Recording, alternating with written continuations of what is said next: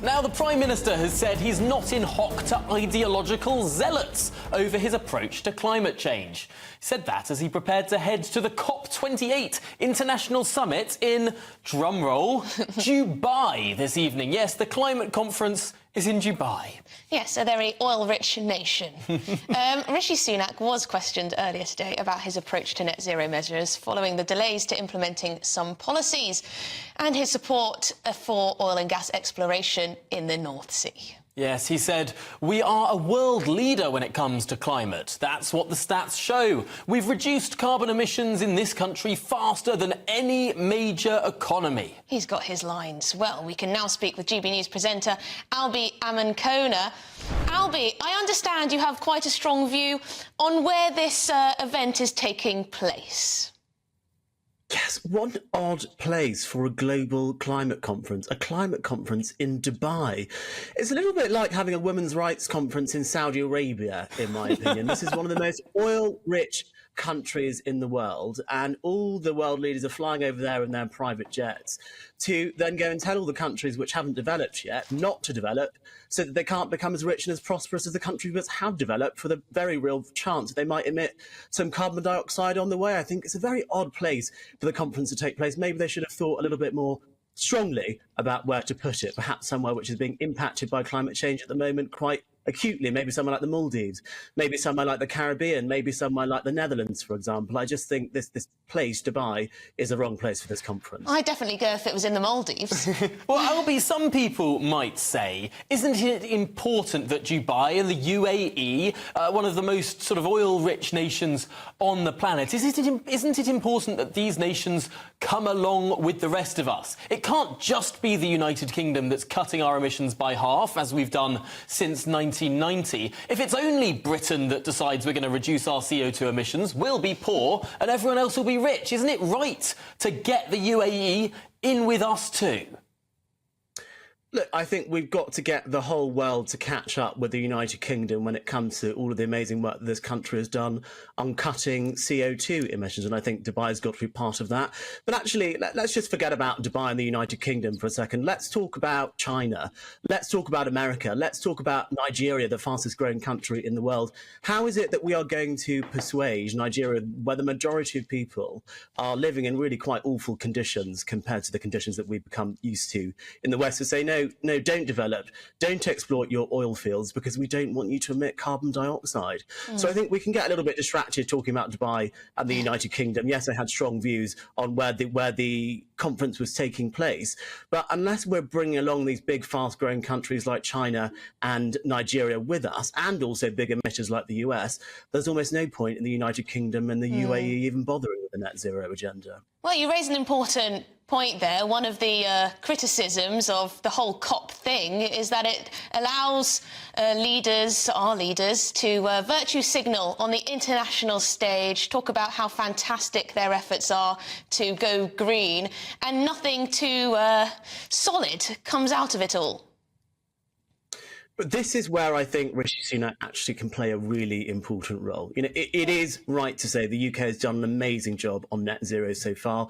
So good, in fact, that the Prime Minister says we can take our foot off the gas a little bit and push back some of our green targets. I think it was electric cars that we pushed back from 2030 to 2035. But what Rishi Sunak needs to do at this conference is not necessarily commit to too much that the UK is going to do more, but actually say to other countries, right, we've shown you how you can do this in a way which does not damage your economy. Follow us. This is how we did it. This is how you should do it. So what I want to hear from COP is not too many more commitments from the United Kingdom, but I want to see that Rishi Sunak, and indeed His Majesty the King Charles, has been able to convince other countries to follow the United Kingdom's brilliant example. Some people might argue that the United Kingdom has taken a bit of an economic hit. The industrial price of energy in the UK has risen by 3 times since the early 2000s. But stay with us, Albi. We're going to bring in now a Just Stop Oil spokesperson. Delighted to be joined by Zoe Cohen. And Zoe, it's interesting. I spent 2 weeks up in Glasgow a couple of years ago when this country hosted COP. And I found it fascinating that the likes of Greta Thunberg were not inside, but they were outside the conference as well, protesting against the idea of net zero, promoting instead a more absolute line on absolute zero. What's the position of Just Stop Oil? Well, first of all, I think what's really important to say is that, of course, this channel, the funder and founder of this channel has major oil interests, and GB News isn't a news station at all. It's a misinformation station funded by oil interests. It's interesting, Zoe, that you're then invited on to give your position. So all you're doing is pushing misinformation and climate denial and delay. That's your entire job. That's your raison d'etre as a channel, isn't it? Is it? In that case, why did I spend quite a lot of my year last year arguing to legalise onshore wind turbines? Why did I take the Tory party to task, the SNP to task, the Liberal Democrats to task for blocking nuclear power? Why have so many different people working for this channel actually been on the pro-growth, pro-green side of this argument, Zoe Cohen? I don't know, but I think you probably feel you have to provide a little bit of balance, which is partly why you have us on, so you can argue to Ofcom that you've got some balance amongst your Zoe, with all due respect, are you coming on now to discuss the topic that we want to discuss, which is whether COP28 is effective as a summit in terms of making us all a greener planet, or are you here to talk about the channel itself? I'm delighted to talk about COP. I mean, it's basically a giant sales conference for the oil and gas industry, isn't it? Oh, I find this delightful. I think there are people on the right of the spectrum who hate COP because it's trying to get to net zero and trying to get some international agreements. And then there are people on the far left, on the anti-growth side of things, who hate COP because it doesn't go far enough. Albie, can governments win? It's not about being on the far left or far right. It's about being a realist and understanding reality. We've already gone past 1.5 degrees this year. We've gone past 1.5 degrees. Are you not proud of the UK's record on climate change and the amount of progress that we've made on the fossil fuel, the transition from fossil fuels to green, clean energy sources? And obviously, we'd like to get further by 2050. But are you not proud of the progress that this country has made compared to other countries? This country's made some progress, but it's gone in full reverse gear. This government licensing 100 new oil and gas licenses at a time when we are heading for utter catastrophe. We're heading for collapse of our economy, collapse of our public services, collapse of our food systems. Our children are going to be starving in front of our eyes in the decades to come. Zoe, one of the key tenets of our climate change policy is to influence other countries with high carbon emissions to reduce them.